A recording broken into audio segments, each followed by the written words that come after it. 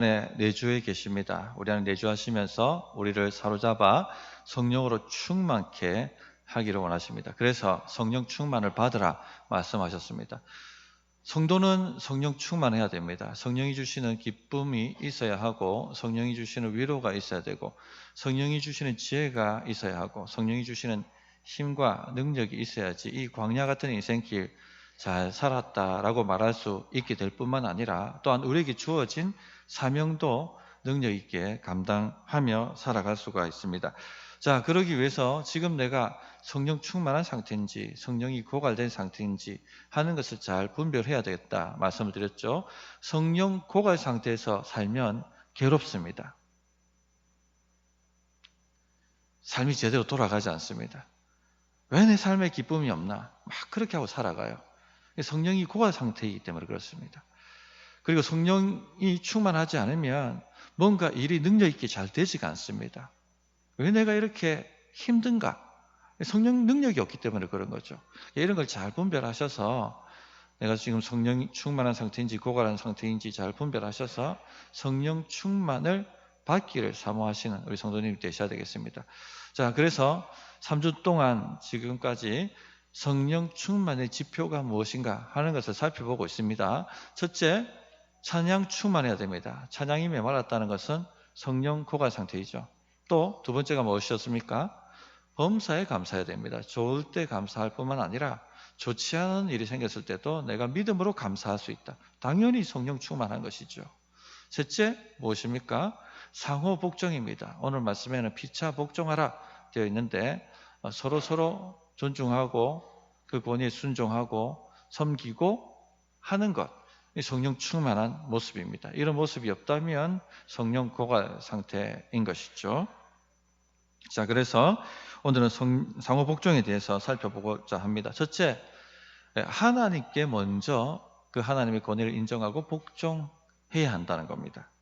오늘 말씀에 그리스도를 경외함으로 피차 복종하라 말씀하셨습니다. 그리스도를 경외한다는 것이 무엇입니까? 그리스도의 권위를 존중하고 그 권위에 순복한다는 것이죠. 그래서 제일 먼저 해야 될 것이 그리스도의 말씀에 순복하는 것입니다. 그것이 없다면 성령 고갈 상태인 것이죠. 가장 높은 천사장이었던 루시퍼, 왜 마귀가 되었습니까? 왜 떨어졌습니까? 하나님의 권위에 대적했기 때문에 그렇습니다. 이사야 14장 12절 15절에 보면 너 아침의 아들 계명성이여 어찌 그리 하늘에서 떨어졌으며 너 열국을 엎은 자여 어찌 그리 땅에 찍혔는고 내가 내 마음에 이르기를 내가 하늘에 올라 하나님의 뭇별 위에 내 자리를 높이리라 내가 북극 지폐의 산 위에 앉으리라 가장 높은 구름에 올라가 지극히 높은 이와 같아지리라 하는도다. 그러나 이제 내가 수올 곧 구덩이의 맨 밑에 떨어짐을 당하리로다. 가장 높은 구름에 올라 지극히 높은 이와 같아지리라. 루시퍼는 하나님의 권위에 도전했습니다. 그러다 벌을 받고 스올 구덩이에 떨어져 마귀가 된 것입니다. 그런데 마귀는 절대 혼자 죽지 않습니다. 함께 죽으려고 합니다. 그래서 누구를 유혹합니까? 인간을 유혹합니다. 첫 인간의 조상이었던 아담과 하와를 하나님의 권위에 불복종하도록 유혹했습니다. 창세기 3장 4절 5절을 보면 뱀이 여자에게 이르되 너희가 결코 죽지 아니하리라. 너희가 그것을 먹는 날에는 너희 눈이 밝아져 하나님과 같이 되어 선악을 알 줄 하나님이 아심이니라. 자, 이 말씀 보면 정말 대담하게도 마귀가요, 하나님의 명령을 정면으로 거역하라. 네가 하나님이 되라. 그렇게 말을 하고 있는 것을 볼 수가 있습니다. 아담과 하와는 하나님의 권위에 순복하기보다는요, 하나님의 권위에 대적하기로, 거역하기로 선택합니다. 그것이 바로 첫 인류의 죄였고 이 죄의 오염이 모든 인간 안에 다 들어와 있습니다. 그래서 사람은요, 하나님의 피조물이지만 하나님의 권위에 순복하지 않습니다. 잘 생각해 보세요. 다 하나님을 인정하지 않고 하나님의 권위에 대항합니다. 심지어는요, 하나님의 백성마저 그렇게 하죠. 그래서 이사야 1장 2절에 보면 하늘이여 들으라 땅이여 귀를 기울이라 여호와께서 말씀하시기를 내가 자식을 양육하였거늘 그들이 나를 거역하였도다. 하나님께서 이스라엘 백성들을 양육하셨지만 그들도 하나님의 권위에 도전하고 하나님의 권위를 거역하더라. 그렇게 하나님이 한탄하시는 말씀입니다. 성도님들, 인간 안에는요, 이처럼 하나님의 권위하면은 반항심이 있다는 겁니다. 깊은. 이것을 알고 계셔야 됩니다. 한번 예수 믿기 전을 돌이켜 보시면 아마도 하나님의 권위에 대해서 그냥 까닭없는 불만과 까닭없는 반항심을 가지고 그렇게 살아오셨을 것입니다. 신자가 된 지금도 성령 충만하지 않으면 우리 마음에 이것이 불쑥불쑥 올라오는 것을 아마도 경험하실 것입니다. 사울왕 이야기를 우리가 너무 잘 알고 있지 않습니까? 그가 넘어졌던 거 그냥 넘어진 게 아닙니다. 그 안에 깊이 있는 반항심을 그가 제대로 관리하지 못했기 때문에 그렇게 된 것이죠. 사무엘 선지자가 하나님께서 당신을 이스라엘의 왕으로 세우셨다 하는 그 예언을 들었을 때 얼마나 겸손하고 겸비했습니까?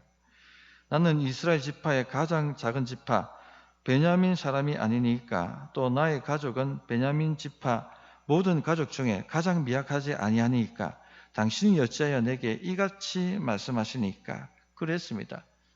그때는 성령 충만했죠.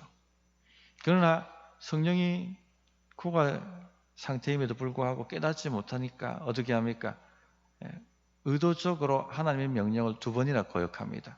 한 번은 실수로 그랬다라고 우리가 말할 수 있죠. 그러나 2번 똑같은 일을 반복하는 것은 의도를 가진 것이죠. 고의로 하나님의 권위를 무시하고 그 권위를 거역했던 것입니다. 이처럼 인간 안에는요, 하나님 권위에 대한 반항심이 있습니다. 신이 우리를 억압한다 사람들은 많이 생각하죠. 무신론자들이 뭐라고 얘기합니까? 신은 없으니 인생을 마음껏 즐기라고 얘기합니다. 심판은 없으니 하고 싶은 대로 하면서 살라고 그렇게 이야기를 합니다. 이런 반항심, 이런 하나님의 권위를 무시하려고 하는 마음이 우리 안에 뿌리 깊이 들어가 있다는 것이죠. 성령 충만하지 않으면 신자들도 이것이 참 그럴 것 같이 여겨져요. 그래서 그렇게 사는 것에 끌립니다. 왜 예수 믿는 사람, 그렇게 잘 믿던 사람들이 세속화되고 세상 사람들처럼 변합니까? 대만은 세상을 사랑하여 그렇게 사도 바울이 왜 말합니까? 끌리거든요. 성령 충만하지 않으면 그런 사람이 참 매력적으로 보이고 그렇게 살고 싶어지게 되어 있다는 것입니다. 우리 성도님들은 어떻습니까? 성령 충만하십니까? 주의 말씀의 권위 앞에 순종하십니까? 순종하고 순복하십니까? 지금 한국 교회가 회복해야 될 가장 중요한 것 중에 하나가 하나님을 경외하는 것입니다. 지금 경외함이 많이 떨어져 있어요. 기복주의가 한국 교회를 거의 휩쓸고 있기 때문에. 왜 예수 믿으세요라고 물어보면 자주 말씀드리지만 많은 사람들이 내 자식 잘 되고 돈 많이 벌고 형통하고 무병장수하고 성공하고 그것 때문에 예수님 믿는다고 합니다. 예수님이 주가 아니라 심부름꾼, 요술램프의 지니처럼 여기고 살아갑니다. 헌금 많이 할 테니까 내 소원 목록을 이루어 주십시오. 헌신 많이 할 테니까 나를 형통케 하시고 무병장수할 수 있도록, 내 자식들 잘 될 수 있도록 해 주십시오. 그렇게 믿는 것을 기독교라고 생각합니다. 그러나 성도님들, 예수님은 주님이십니다. 하나님은 주님이십니다. 만물을 지으시고 창조하셨고 다스리고 계신 만왕의 왕이십니다. 그러므로 누구의 말을 들어야 됩니까? 하나님께서 우리 말을 들어야 됩니까? 우리가 하나님의 말씀을 들어야 됩니까? 우리가 하나님의 말씀을 들어야 돼요. 왜 하나님 내 인생을 이렇게 만드세요? 왜 이렇게 하세요, 하나님? 이렇게 할 것이 아니라 하나님의 말씀이 무엇인지 겸손히 그 권위에 순복하며 들어야 한다는 것입니다. 그것이 참된 행복이고 참 자유를 누리는 길입니다. 여호수아 1장 7절부터 8절에 오직 강하고 극히 담대하여 나의 종 모세가 내게 명령한 그 율법을 다 지켜 행하고 우로나 좌로나 치우치지 말라.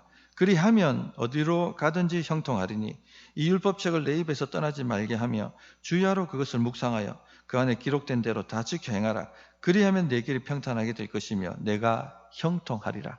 하나님 말씀 듣는 것이 행복이고 하나님 말씀 듣는 것이 형통한 길이고 하나님 말씀 듣는 것이 참 자유를 얻는 길입니다. 그러므로 지금 내가 하나님의 말씀의 권위 앞에 순복하고 있는지 아니면 그냥 듣고 흘려버리고 있는지를 분별하십시오.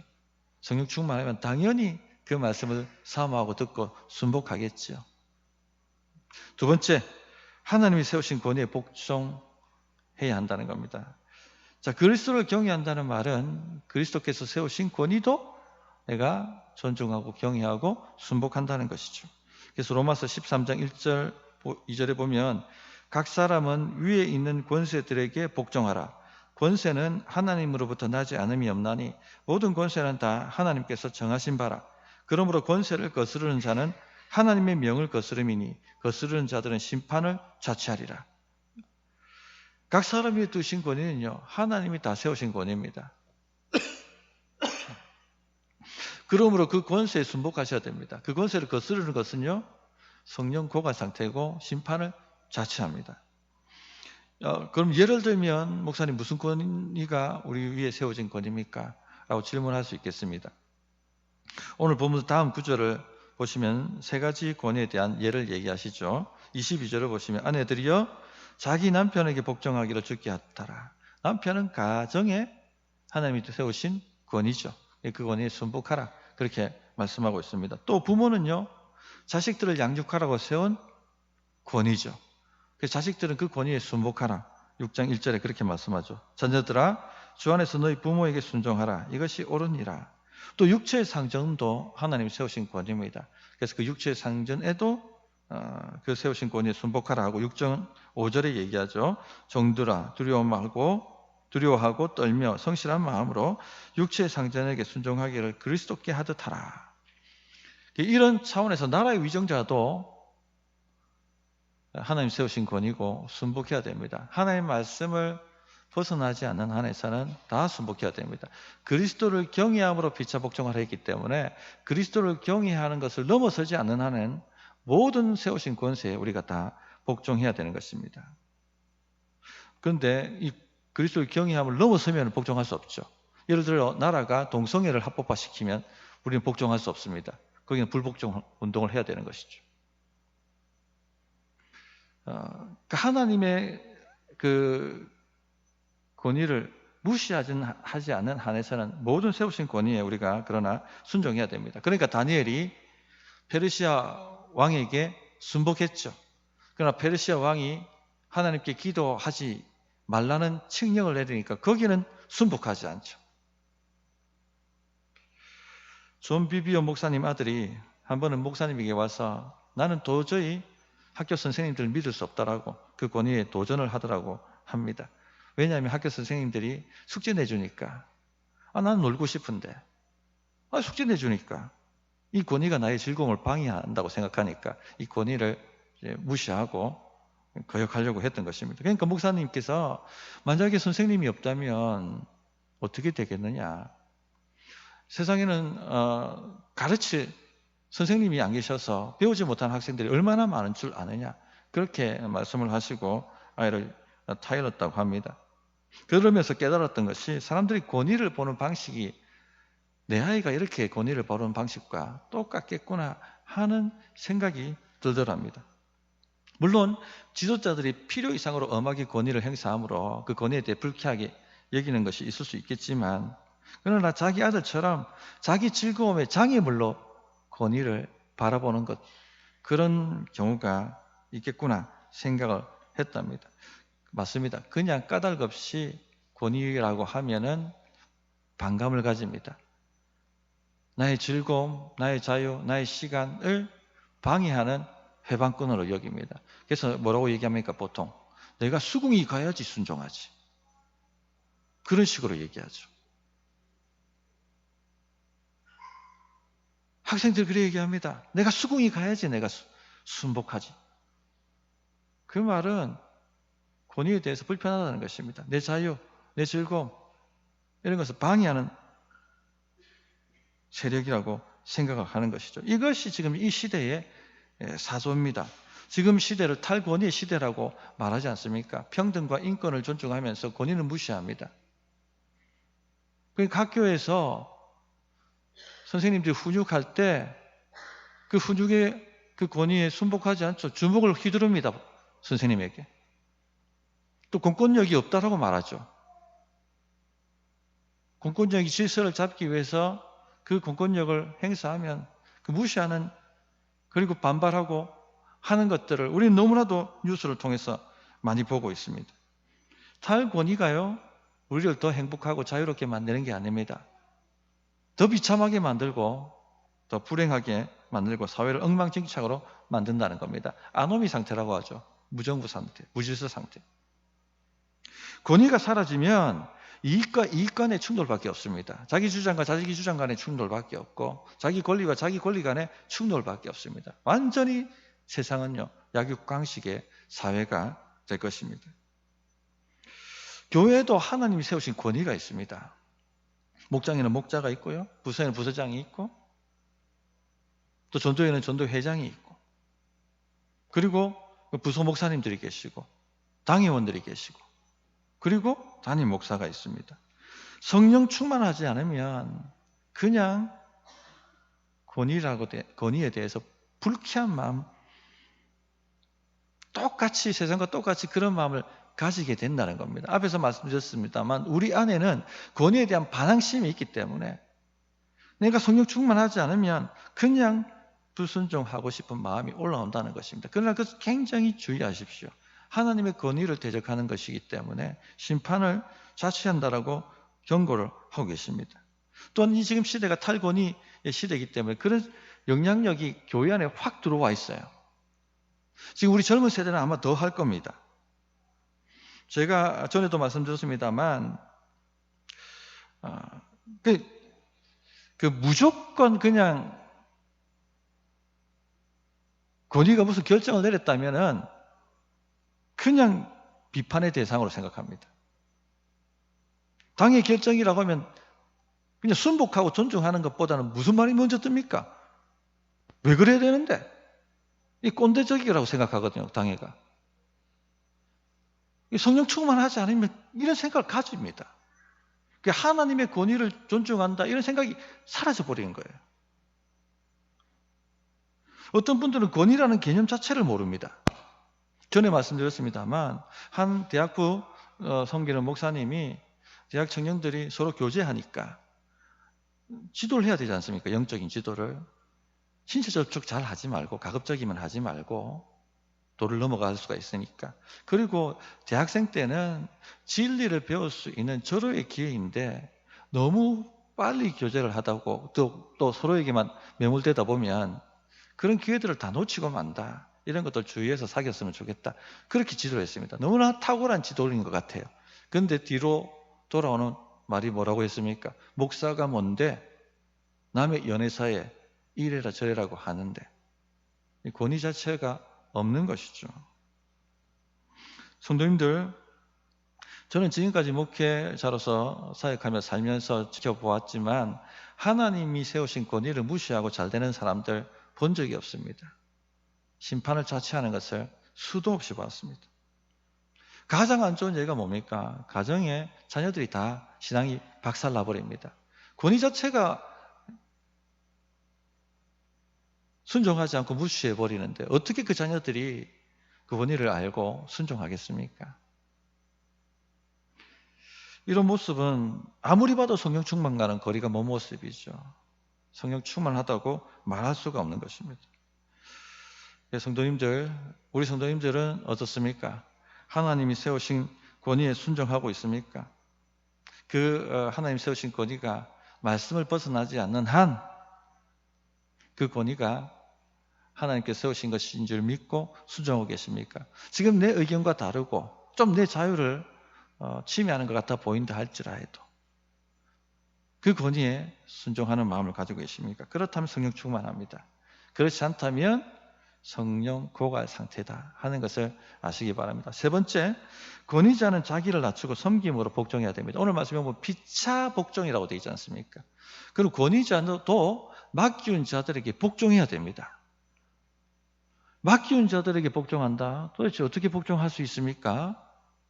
두 가지만 말씀을 드리겠습니다. 첫째, 주장하는 자세로 하지 말아야 한다는 것입니다. 베드로전서 5장 3절에 맡기운 자들에게 주장하는 자세를 하지 말고 오직 양무리의 본이 되라. 주장하는 자세가 뭐예요? 내가 누군데 하고 막 권위를 행사하는 겁니다. 성령 충만하지 않죠. 누가 봐도 직분자들이 이렇게 행동한다면 성령 충만하다라고 말할 수 없는 것입니다. 오히려 말씀대로 양무리의 본이 되어서 섬기는 것, 그런 모습을 보이면 진짜 성령 충만하다고 말하죠. 최영기 목사님이 여기에 대해서 예를 하나 드셨어요. 최영기 목사님이 섬기셨던 휴전 서울교회 단기 선교팀들이 매번 이렇게 나가는가 봐요. 그 단기팀 중에 하나에 이 담임 목사님도 참가를 하고 싶으셨습니다. 그런데 당회가 위임하여 세운 선교팀장이란 권위가 있지 않습니까? 내가 담임 목사인데 하고 막 그 권위 무시하고 그렇게 한 것이 아니라 철저하게 그 세우신 팀장의 권위에 순복했다고 합니다. 모든 훈련 받으라는 거 다 받고 다 참석하셨고, 또 목사님은 이 역할을 맡아주십시오 하면 예 알겠습니다 하고 그 역할을 맡아서 했다라고 합니다. 본을 보이신 것이죠. 이게 주장하는 자세가 아니라 양무리의 본이 되어서 섬기는 자세입니다. 성령 충만한 것이죠. 성령 충만하면 한국 교인들은요, 은사를 받는 거나 혹은 특별한 능력을 받아서 누구보다 뛰어나게 된다, 이런 것을 선호하고 추구한다고 합니다. 그러니까 막 능력 받아가지고 남보다 뛰어나지려고 예전에는 막 기도마다 막 성령 충만 받으러 간다고, 요즘도 이 국민 일부에 보면 그런 집회를 한다는 광고가 뜨는 것을 봅니다. 상호복종, 이런 메시지 들어보셨습니까? 성령 충만과 상호복종. 아마 어쩌면 오늘 처음 듣는 분도 계실 겁니다.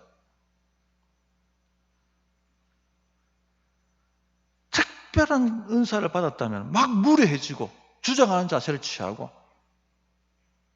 그래서 성령 충만한 게 아닙니다. 제가 아는 이번 18일 날 저 만나러 오겠다고 하는 목사님 한 분이 계신데, 개척 17년 하셨는데 한 150명까지 성도가 이제 성장하는 그런 교회가 되셨는데, 외국어대 교수 한 분이 등록을 하시더랍니다. 그리고는요 40일 금식을 하시더랍니다. 40일 금식, 요즘도 40일 금식 하시는 분이 계신다는 게 놀라운 일인데, 금식하고 난 다음 사람이 돌변해가지고 막 이제 아나무인이 되고 권위를 무시하고 목사님을 괴롭게 만들고 그렇게 대적을 하더랍니다. 성령 충만한 게 아니죠. 그래서 내가 지금 주장하는 자세인지 아닌지 잘 살펴보시고, 두 번째, 자기를 낮추고 섬겨야 합니다. 사람들 안에는 높아지려는 욕망이 있거든요. 그래서 세베대 아들들의 어머니가 예수님께 나와서 주님 보좌에 앉으실 때 한 녀석은 우편에, 한 녀석은 좌편에 앉게 해주십시오, 그렇게 요구하지 않았습니까? 그랬더니 예수님의 제자들도 막 속으로 막 분노하면서, 그때 주님이 뭐라고 말씀하셨습니까? 세상 주관자들은 높아지려고 하고 군림하려고 하고 짓밟으려고 한다. 그러나 너희는 그렇게 하면 안 된다. 너희는 낮아지고 섬기는 자가 돼야 된다. 그렇게 말씀하셨죠. 마태복음 20장 26절에 27절에 너희 중에는 그렇지 않아야 하나니 너희 중에 누구든지 크고자 하는 자는 너희를 섬기는 자가 되고 너희 중에 누구든지 으뜸이 되고자 하는 자는 너희 종이 되어야 하리라. 놀라운 말씀이죠. 인간의 욕망과 반대되는 말씀입니다. 세상과도 반대되는 말씀입니다. 세상은 높아지라 얘기합니다. 올라갈 수 있을 때까지 올라가라. 남들이 다 우러러보게 올라가라. 그리고 내려다보면서 그렇게 살아라. 다 그렇게 살려고 지금 막 인생을 다른 박질하게 가지 않습니까? 그런데 기독교는 뭐라고 얘기합니까? 낮아지라, 힘 빼라, 겸손하라, 섬기라, 남의 종이 되라. 어떻게 이렇게 살 수 있습니까?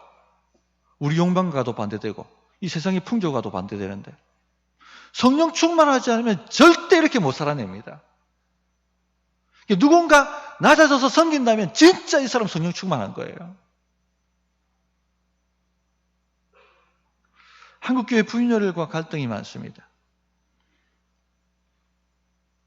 시식, 틈틈 갈등과 다툼의 얘기가 끊임없이 들려옵니다.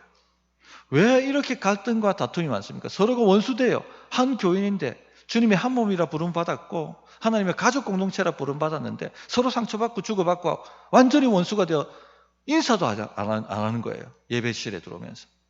왜 이렇게 됩니까? 자기 주장이 강한 것이죠. 남들 얘기는 들을 필요도 없고 내가 다 옳고 낮아짐이 없는 거예요. 섬김이 없는 것이죠. 잔뜩 힘이 들어가 있는 것이죠. 성도님들 이런 모습 보고 누가 성령 충만하다고 말하겠습니까? 육이 충만하다 얘기하죠.